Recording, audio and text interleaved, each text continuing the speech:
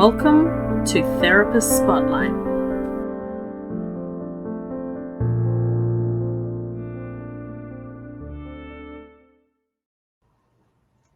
Hello, everybody, and welcome to Andrew's Therapist Spotlight, the podcast where we aim to showcase our wonderful members to the wider community.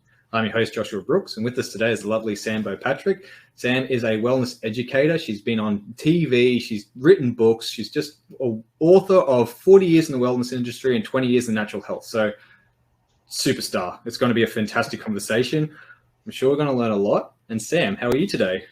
I'm fabulous, thank you. Oh, I've had a swim in the ocean, so I live in this amazing part of the world near Coolangatta, and most mornings I try and swim. We go for about a kilometre and a half, and I can tell you today it was just dazzling. It's like another world under the water. It's so beautiful. The beautiful sapphire of the ocean sometimes, hey? That's right. So, first question, what got you into natural health and natural medicine? Yeah, so, it's funny how it's deemed a path, whereas, I've got 3 kids and I've kind of brought them up this concept or this foundational thing that if you don't eat well, you're not going to be well. If you don't have your feet running on the planet and exercising your beautiful body and doing what I think we were designed to do biologically, you're not going to be well. Mm-hmm. So back in the day, a while ago now, I put my hand up to be a nurse, and I remember sitting at the head of the bed, we used to do these rounds with patients, and I was a wee little junior nurse, and this particular person, this is one of those moments where it changes your life. She had had abdominal surgery, and the surgeons just stood there in the white coats, and they just said, they didn't even say sorry. They just said, "We've been in, we got in there. We think you probably have 3 months to live," and that was it. She was like, she might have been in her 50s, and they moved on to the next bed. And I just remember looking at this woman going, I don't want to be a part of this. I want to help this person.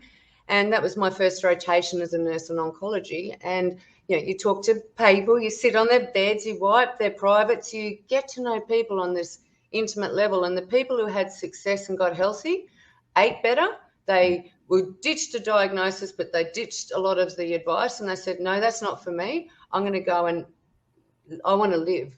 So they would leave, and I would see them months later, and I go, oh my God, Joan, you're still alive. What did you do? Well, I cleaned up my act. I'm like, God, there's something in this, and that really spurred me on. So I nursed for years, did pharmaceuticals for years, and then landed on, I want to know more about nutrition as a medicine. Yeah, wonderful. And so where has that taken you now? So how do you apply your nutrition as a medicine? So what's that look like to you, and what's that look like in your clinic space for clients? Yeah, so to me, I find it kind of an anomaly when people say, they're pushing trolleys around at no-name supermarkets with bags of white bread and Coca-Cola and going, the doctor said my cholesterol is family and it's genetic. And I go, you're serious? You really buy into that? So I've become almost I think a foodie. I'm not a chef, but I would have loved to have had some national platform where I inspired people that eating rainbows is just the most joyful thing you can do. And, if you think eating a takeaway with 5 + 2, a takeaway joint is healthy, well, just take it up a notch. Start going to supermarkets, get your frozen goods. If you think that that's healthy, then go to the next level. Start going to markets. And if you're at markets already, shopping around at, on a Saturday or Sunday at a market, then go the next level and go to organic markets. So meet people who are so committed to the best produce possible, because your life will change. And, when I started eating organic, I suddenly went backwards in how I looked and felt. I became younger, youthful, more vibrant. And, one of the cornerstone talks I gave a few years ago at Woodford was on the currency of food. And I know, it forced me to look at the megahertz of food and really understand that food does contain energy. And if you want to have, people talk about empowerment and living a great life, you've got to eat well. You just have to. You just have to eat the best you can. And the same for your offspring and children. You've got to, give them that gift. And I have said this more than once in this podcast. I was one of those young men that thought they could outtrain a bad diet. And it definitely wasn't until I cleaned up my diet that I actually found out, I could not outtrain that bad diet. So I am 100% with you on that one. So in your space then, what does a consult look like? If I'm a new client and I come to you, how does that work, and how does that process work for you and for your clients? Okay, so I've got a bit of a filter system. So, after 20 years of doing this, I don't want to be distracted with people who really aren't there yet. So I work with people who have declared some way that they want to change their life. And I guess that's because after 20 years, I've got a blog, and I've got videos and a YouTube channel and books that people can get free stuff.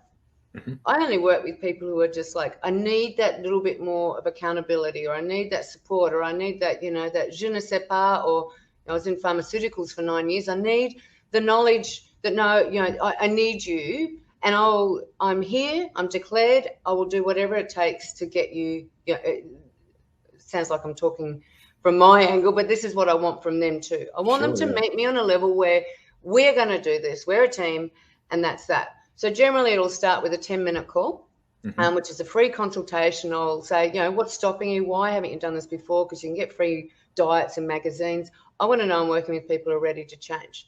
And then I like working with people for a minimum of 3 sessions. Although after the years of, I've been in this 20 years, I'll run 6 sessions. I'll run programs for 8 weeks that are a lower price point, or at the moment, I'm running one that's just a one-off session with a hair test and a saliva test.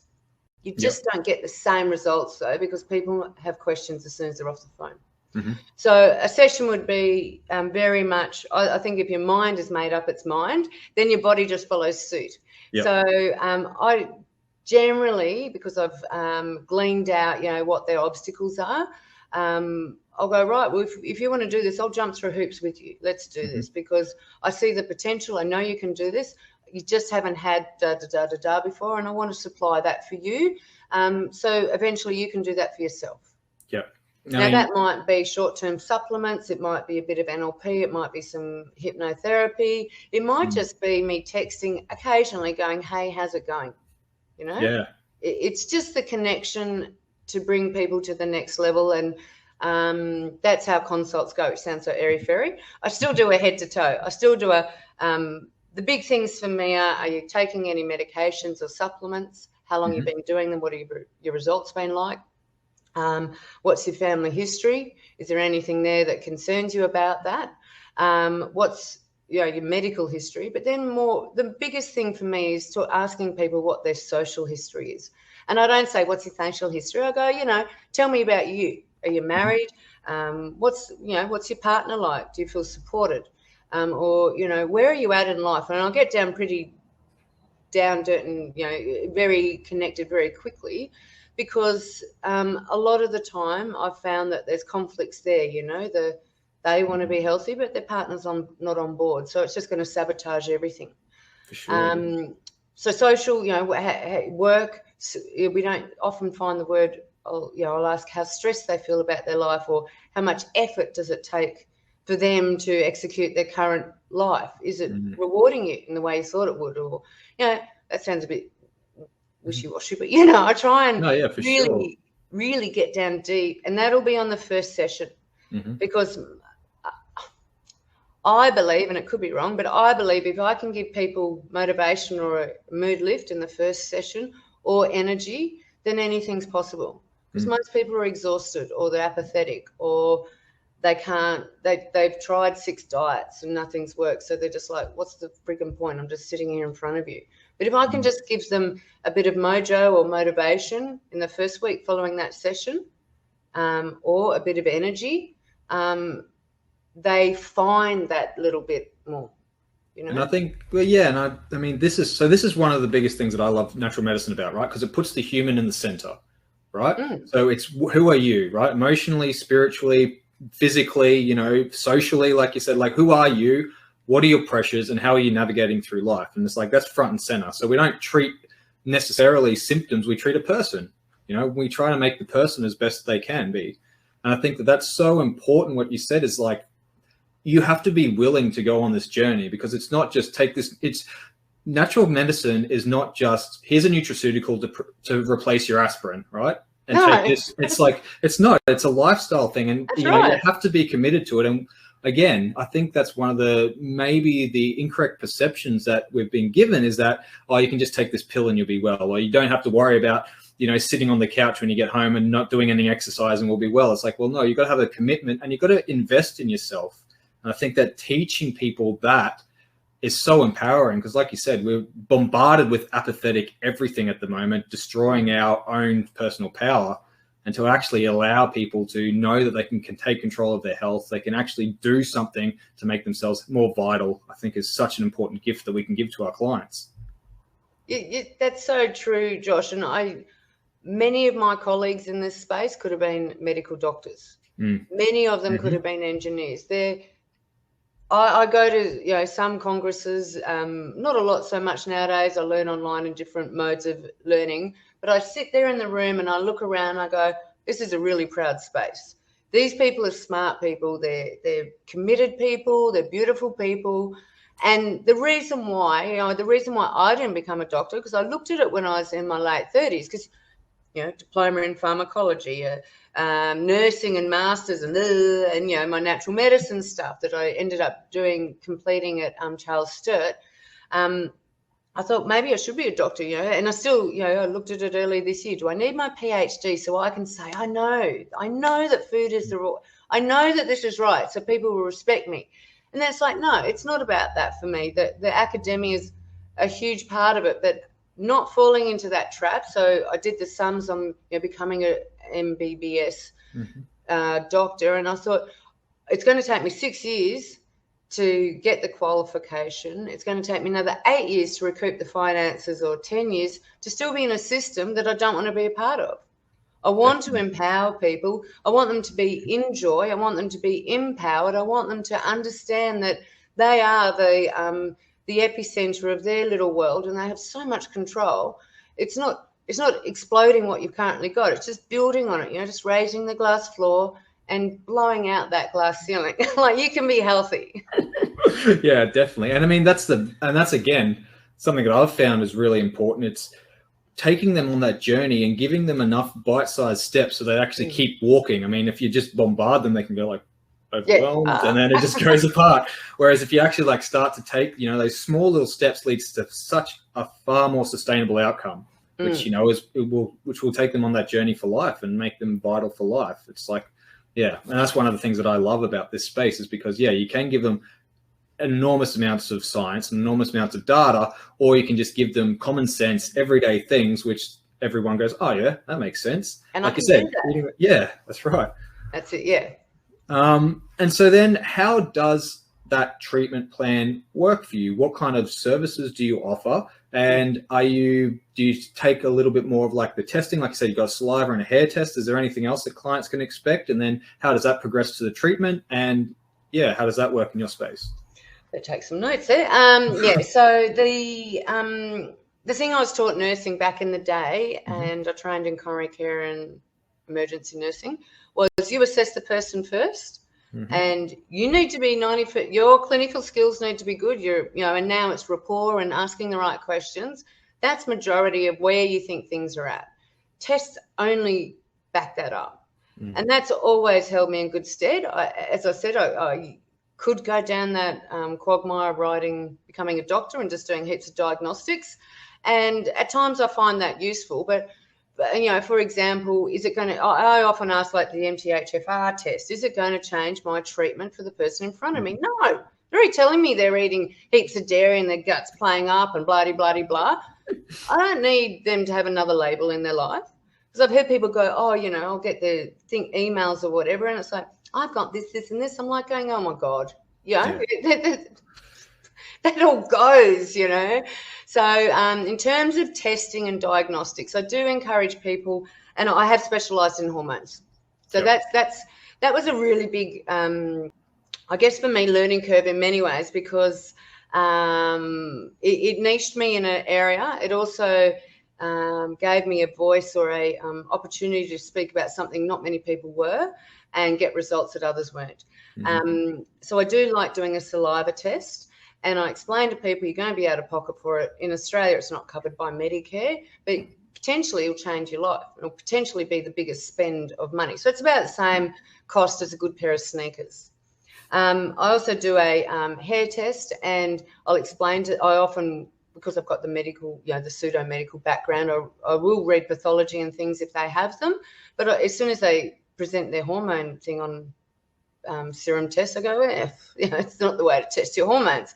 But nutrients, B12, D, that sort of thing, I'll use a mix of blood tests if they've got them, or the hair tests I really like. If I'm assisting someone with cancer, for example, though, I might go that next. I'll look at other tests that are available, such as, heavy toxicity. Sometimes I'll do food allergy tests, but that'll be an add-on, like a bolt-on. It's not my general plan. Then I'll say, right, I usually, like, my preferred things, a minimum of 3 sessions. The first one's let's get to know each other. Let's start some stuff, get your energy up or get your mood up. Catch up a week later. In that time, they send their hair test to me. I run that analysis. We talk about that. That's so much because it comes back to food. People, I don't know why, sometimes, and I'm not trying to diss my medical colleagues because I love them and I work beside many of them. It's like, food's not going to make a difference. I think, where do you think people get magnesium from? The air?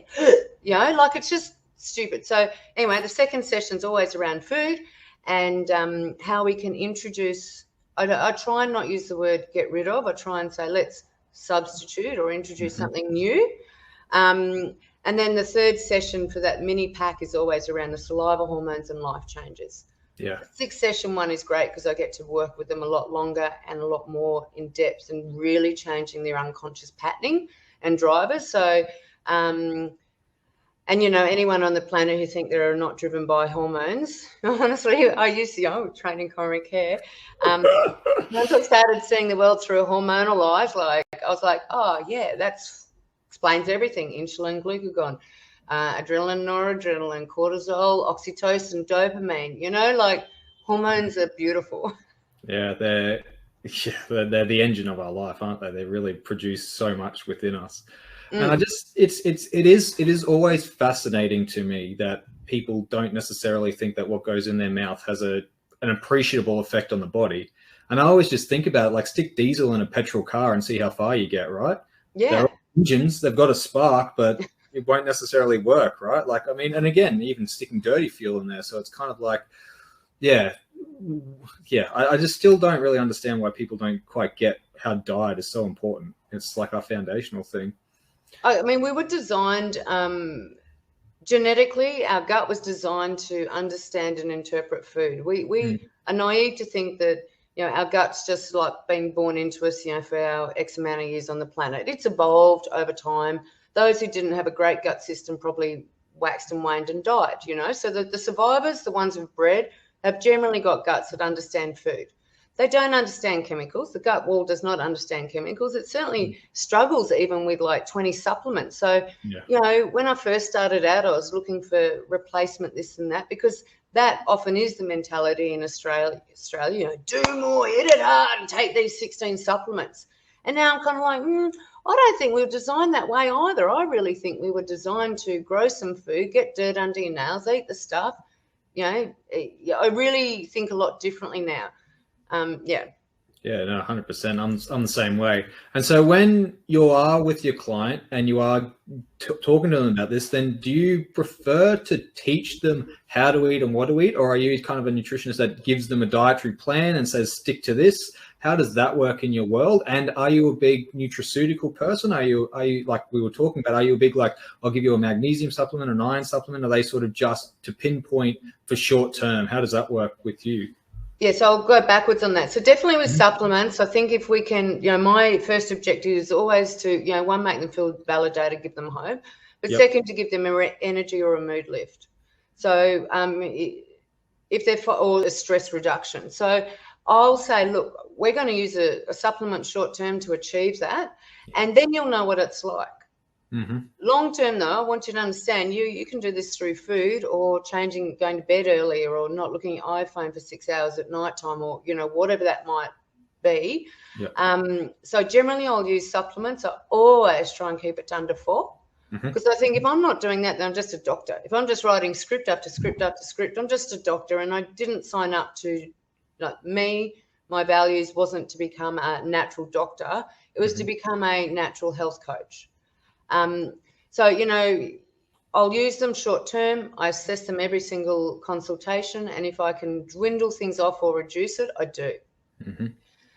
And sorry, you were saying about the just your diet. things. Yeah. How does that work in your practice? So, how do you teach their clients about that?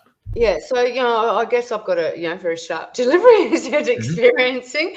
I think I can present any argument. I'm happy to go on national TV tonight and pitch against any gastroenterologist about food, and I know who's going to win. Food is key, but taking someone from there to there rapidly will lose them. So I have over time I put together 8-week eating plans. They're there for fallback. And a lot of people love them. So when they sign up, when they do my 3 thing, they get that. And it comes out in bite-sized chunks, and it's just there as a fallback. Yeah. They're gluten-free. They don't even know. Because a lot of people go, I really don't think gluten is a great thing for humans. Nor do I think another animal's milk is right for humans.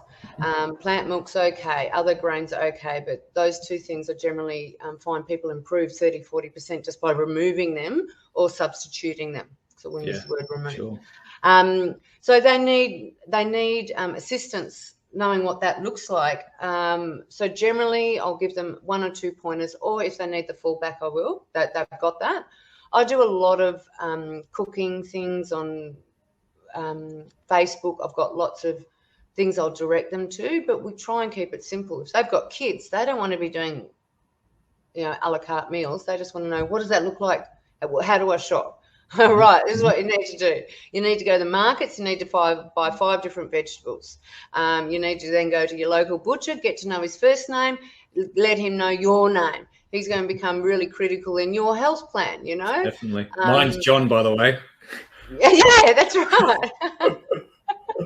Get to know these people. They're most important investors in your health. Yeah.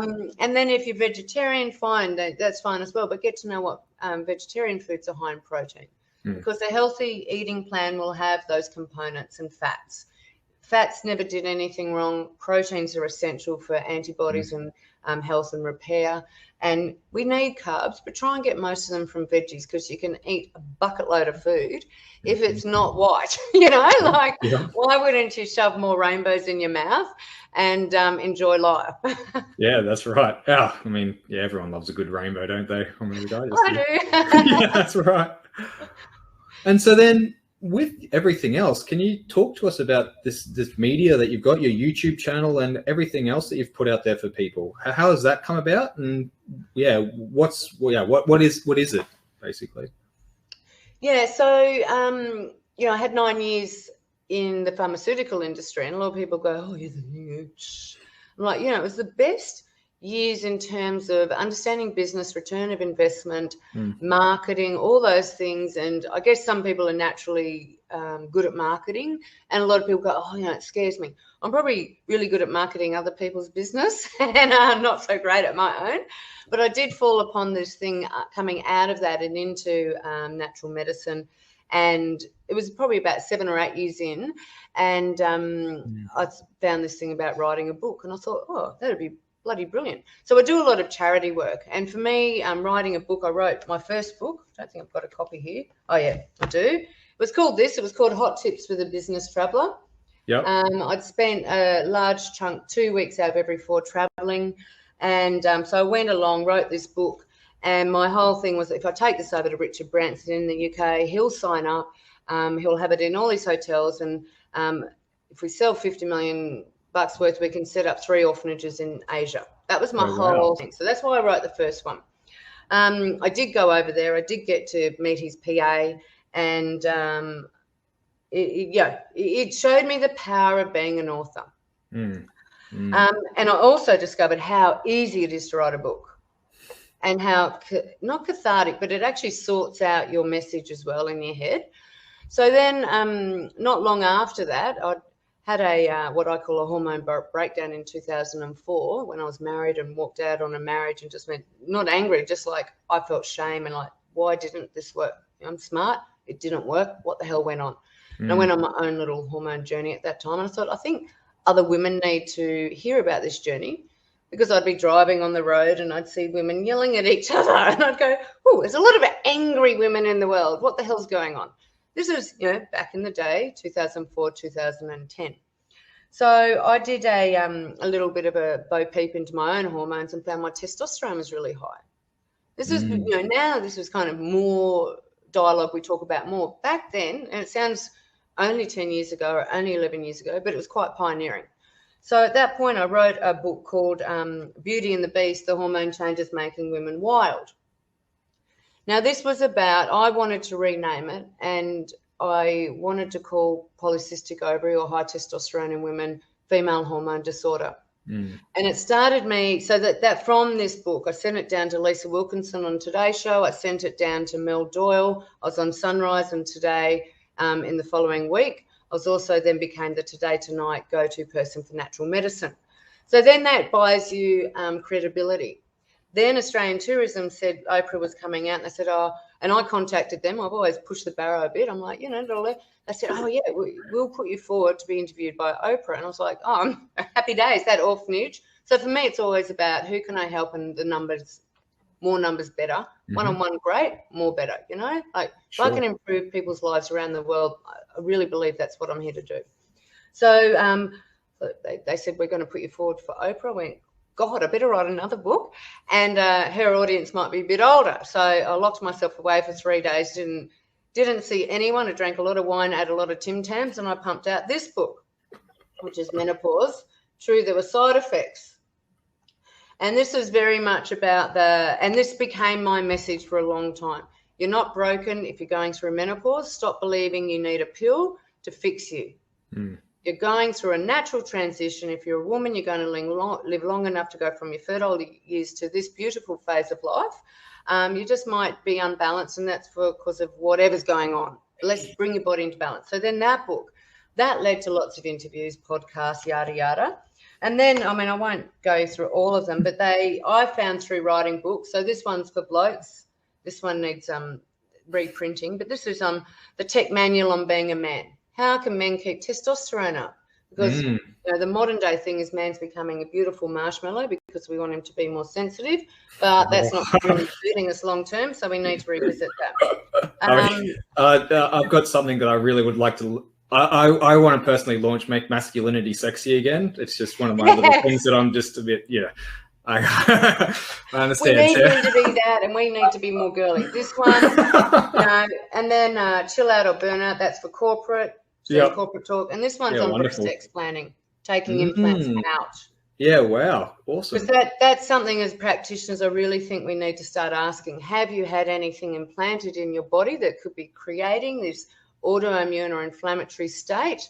How often do you do your Botox? Have you got breast implants? Have you got cheek implants? Have you got a Mirena? We need to dig a bit deeper because those are foreign bodies and always will be to our body. For sure, yeah, definitely. So that led me to become interviewed and radio, whatever else, and that's where I've built this media profile, I guess. And it's a great strategy if you want a strategy is to become an author. Yeah, definitely. And like you said, then I love books because they're always like you've got a mentor that you can go to whenever. And they've got so much information just on hand that you can just grab, read. Even if you don't, you're just like, I've read that somewhere. You just go to one page, you look at it, and it's like, bang, instant insight. Right. And so I just think that the more books we have, the more perspectives, it just overall enhances our knowledge, and that's never a bad thing.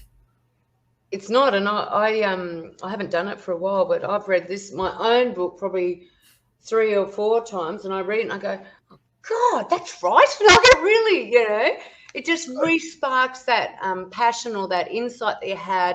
And this is a book I've written, but I'll find it quite useful too. Yeah. Well, Sam, we're coming up on time, but absolutely thank you for sharing your wonderful self with us. This has been a wonderful interview. I'm so happy with it. Oh, thank you. Yeah.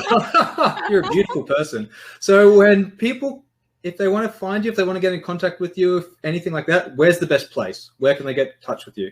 Probably the website, sambeaupatrick.com. I wish I would say I could be that Insta girl, like I do a lot of charity. I used to travel a lot, but I don't know. Insta, I am on there under the same thing, Sam Beau Patrick _. Facebook, while I'm still on there, doing my little Facebook Lives at the moment, which can be a bit edgy, but that's also another place, which is Sam Beau Patrick, the Health Queen. Yeah. Those are probably the three best avenues. Excellent. Well, thank you so much for coming on. As always, guys, links will be in the descriptions below, and we'll catch you all next time. Please check out Sam, grab her books, read them, digest them, because I guarantee there'll be some knowledge in there for everyone to get their teeth stuck into. So thank you so much, Sam. Thank you. And for everybody else out there, have a great day, and we'll catch you all next time. See you later.